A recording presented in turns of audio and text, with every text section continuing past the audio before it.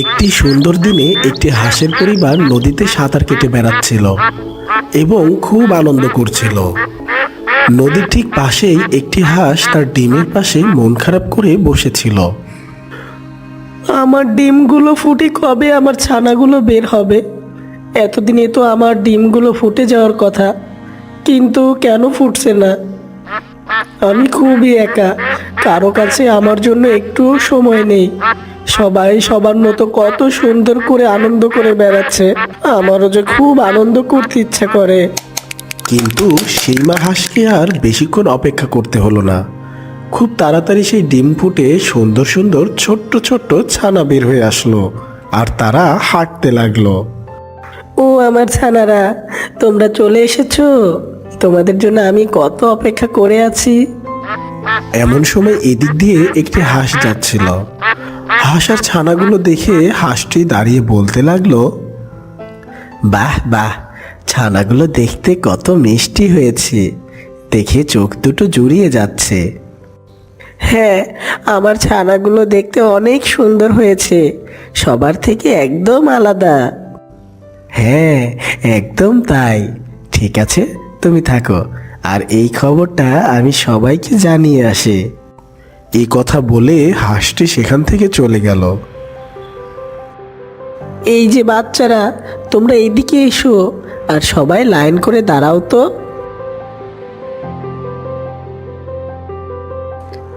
1 2 3 4। আরে, এখানে তো 4টা বাচ্চা, কিন্তু আমার ডিম তো ছিল 5টা। আরেকটি কোথায় গেল? মা হাঁসটি ঘুরে দেখলো এখনো একটি ডিম ফুটতে বাকি আছে। আমার মনে হয় এই ডিমটি না ফোটা পর্যন্ত আমাকে এই ডিমের উপর বসে আরও তা দিতে হবে। এরপর হাঁসটি সেই ডিমের উপর বসে তা দিতে থাকলো। খুব তাড়াতাড়ি সেই ডিমটিও ফুটে গেল, কিন্তু বাচ্চাটি দেখতে ছোট এবং অনেক কুৎসিত ছিল। আরে, এই বাচ্চাটা তো বাকি ভাই বোনদের থেকে একদমই আলাদা। এমন কুৎসিত বাচ্চা দেখে হাঁসটি অনেক চিন্তায় পড়ে গেল।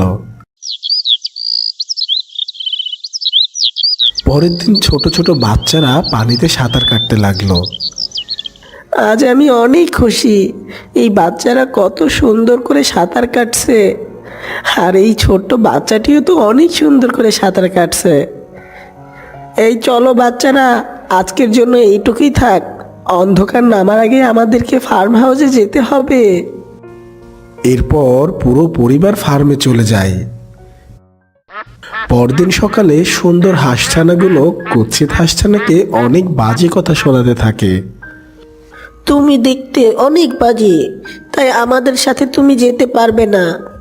হ্যাঁ হ্যাঁ, তোমাকে দেখলে আমার বমি পায়।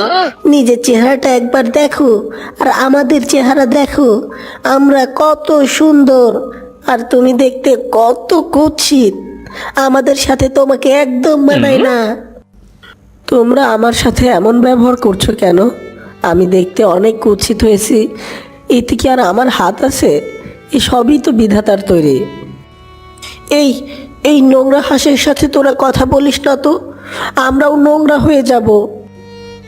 এমন সময় সেখানে হাঁসছানাগুলোর মা চলে আসে। কি হয়েছে বাচ্চারা, তোমাদের কি কোনো সমস্যা? কি হবে মা, তোমার এই কুৎসিত সন্তানটা আমাদের পিছুই ছাড়ছে না। ওকে আমাদের সাথে নিলে অন্য হাঁসরাও আমাদের সাথে খেলা করে না, ওকে আমাদের সাথে একদম মানায় না মা।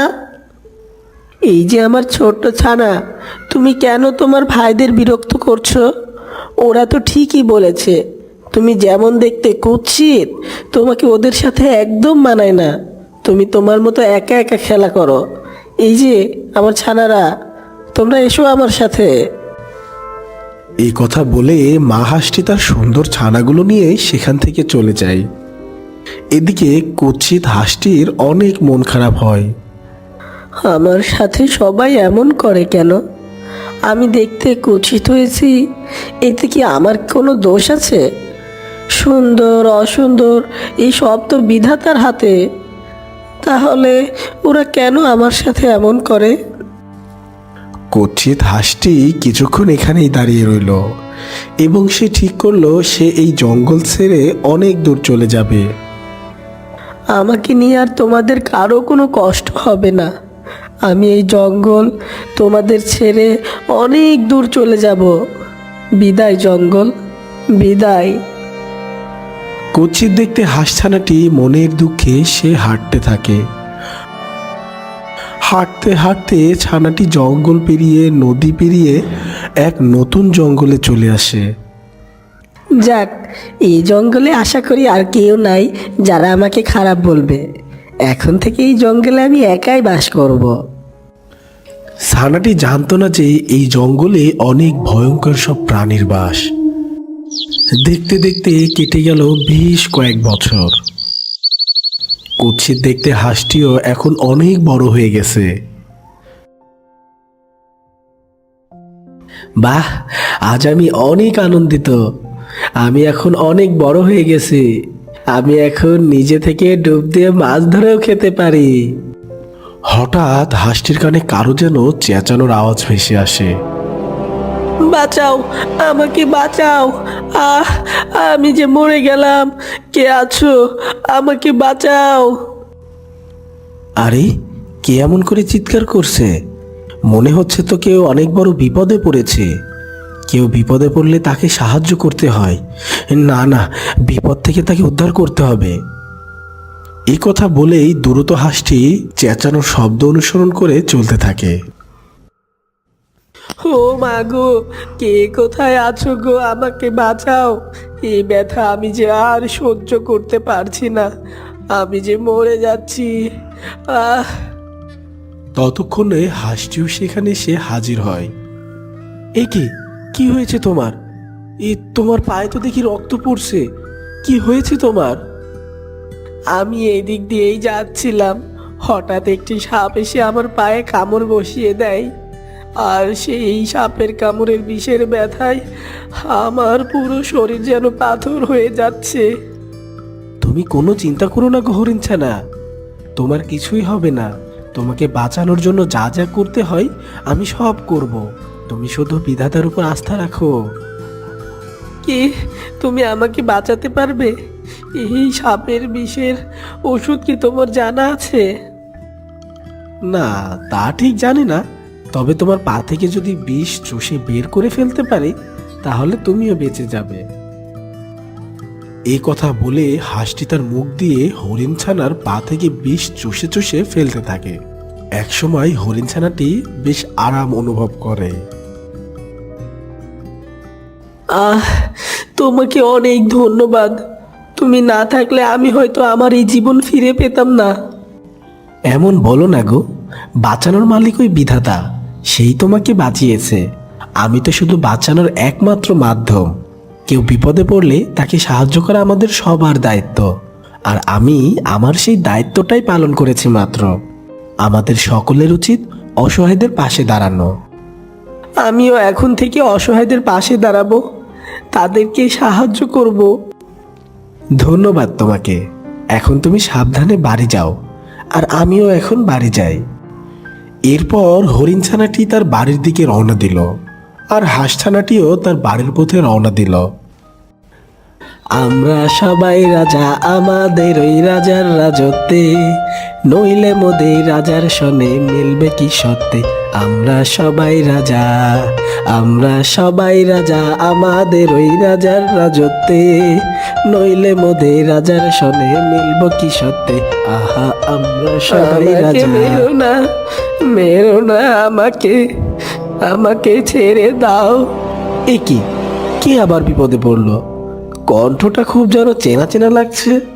এগিয়ে গিয়ে দেখি তো। হাঁসটি দ্রুত পায়ে সামনের দিকে এগিয়ে যায়। যেতেই দেখে যতই চেঁচাও কোনো কাজ হবে না। এই জঙ্গলে তোমাকে কেউ বাঁচাতে আসবে না। আরে, উনি তো দেখতে আমার মায়ের মতো। হ্যাঁ হ্যাঁ, উনি তো আমার সেই মা। কিন্তু আমার মা এই জঙ্গলে কিভাবে আসলো? না, আগে ওই দুষ্টু শিয়ালের হাত থেকে আমার মাকে বাঁচাই, পরে সব কিছু জানা যাবে। এই কথা বলে হাঁসটি দ্রুত পায়ে শিয়ালের কাছে এগিয়ে যায় আর বলে, আরে শিয়াল মামা, তুমি যে এত বোকা আগে বুঝিনি। শিয়াল এমন কথা শুনে বেশ রেগে যায় আর বলে, কে রে তুই? আমাকে বোকা বলছিস? বোকা তো তুই নিজে, যে কিনা আমার খাবার হতে এসেছিস। হ্যাঁ, তা তুমি বলতে পারো, তবে কি তুমিও বোকা? দেখো তো, এই বৃদ্ধা হাঁসের শরীরে কি কোনো মাংস আছে? আছে তো শুধু হাড্ডি, যা তুমি খেয়ে কোনো মজাই পাবে না। তা বলি কি, তুমি ওনাকে ছেড়ে দিয়ে আমাকে খাও, তাতে তুমি অনেক মজা পাবে, কারণ আমার শরীরে তুমি অনেক মাংস পাবে।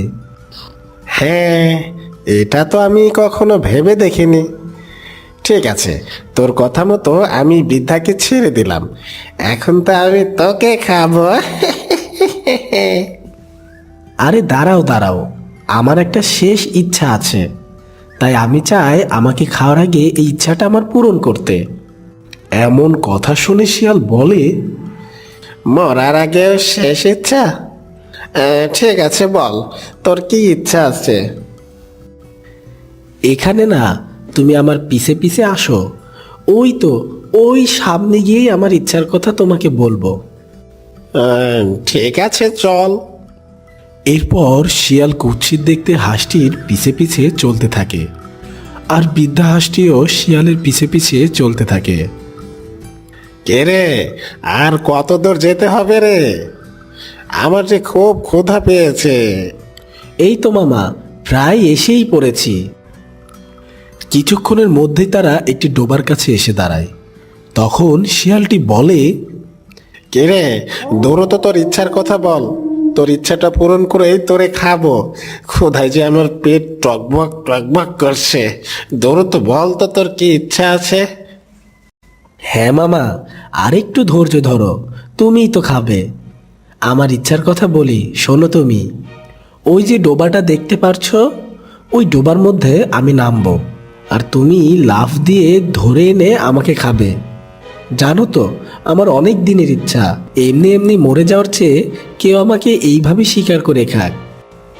হাঁসটির কথা শুনে শিয়ালটা একটু ঘাবড়ে যায় আর মনে মনে বলতে থাকে, এই রে, এই আবার কেমন ইচ্ছা? আমি তো আবার সাঁতারও জানি না।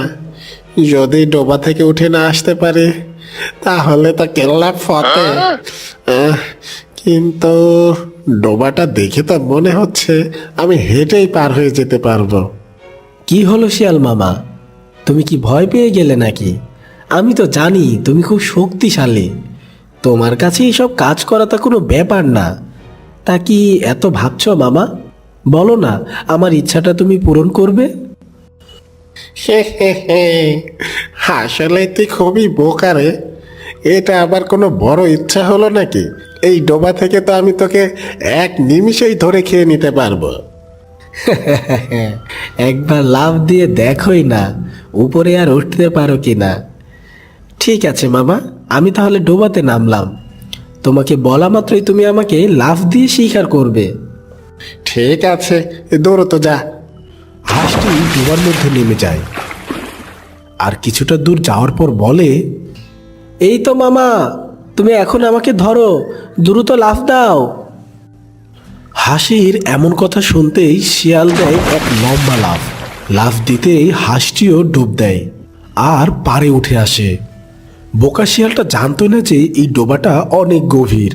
শিয়ালটা উঠে না আসতে পেরে চিল্লাতে থাকে, ওরে বেটা বেয়াদব, তুই আমাকে বোকা বানিয়ে ধোকা দিয়েছিস।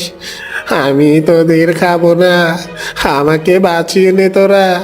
বাঁচাও, বাঁচাও, আমাকে বাঁচাও। তখন কুৎসিত হাঁসটি শিয়ালকে বলে, আরে মামা, তোমাকে তো বোকা বানায়নি, তুমি তো নিজেই মস্ত বড় একটা বোকা। বোকা দুষ্টু শিয়ালটি চিল্লাতে চিল্লাতে একসময় ডুবে তলিয়ে যায়। আর তখন বৃদ্ধা হাঁসটি বলে, কে বাবা তুমি, যে কিনা নিজে জীবন বাজি রেখে আমাকে বাঁচালে? আমাকে এখনো চিনতে পারোনি মা? আমি তোমার সেই সন্তান যাকে তোমরা সবাই অনেক ঘৃণা করতে, আমাকে অপমান করে কথা বলতে, আমি সেই কুৎসিত।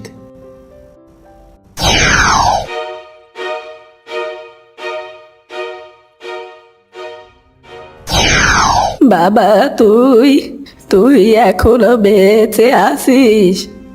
আমি তো আমার নিজের চোখে বিশ্বাসই করতে পারছি না। কেন মা, তোমরা তো এটাই চেয়েছিলে আমি যেন মরে যাই, তোমাদের চোখের সামনে যেন না থাকি। আর তাই তো আমি তোমাদের সবাইকে ছেড়ে এই জঙ্গলে চলে আসি। আমাকে ক্ষমা করে দে বাবা, এমন কথা বলে আমাকে আর লজ্জা দিস না। তুই আমাকে ক্ষমা করে দে। তোমাদের কারো উপরে আমার কোনো রাগ নেই মা, আমি এখানে অনেক ভালো আছি। কিন্তু মা, তুমি এই জঙ্গলে কিভাবে এলে? কি আর বলবো দুঃখের কথা। তোর 4 ভাইয়ের নির্যাতনের কারণে আজ আমি এইখানে শিয়ালের পেটে যাচ্ছিলাম। নির্যাতন? কেমন নির্যাতন? সব খুলে বলো আমাকে।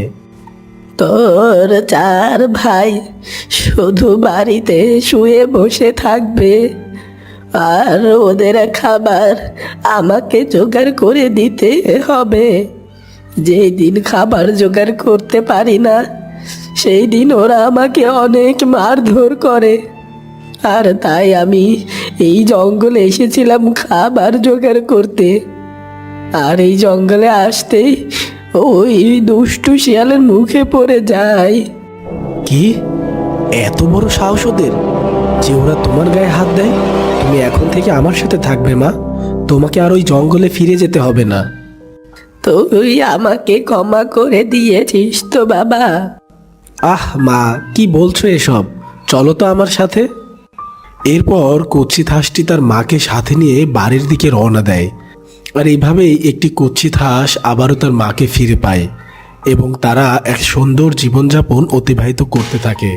তো বন্ধুরা, কখনো কারো চেহারা দেখে তাকে বিবেচনা করো না, কারণ আসল মূল্য লুকিয়ে থাকে চরিত্রে, মুখে নয়। এমন সুন্দর সুন্দর গল্প পেতে চ্যানেলটি এখনই সাবস্ক্রাইব করে পাশে থাকা বেল আইকনটি বাজিয়ে দাও। দেখা হবে নতুন কোনো গল্পে। ধন্যবাদ।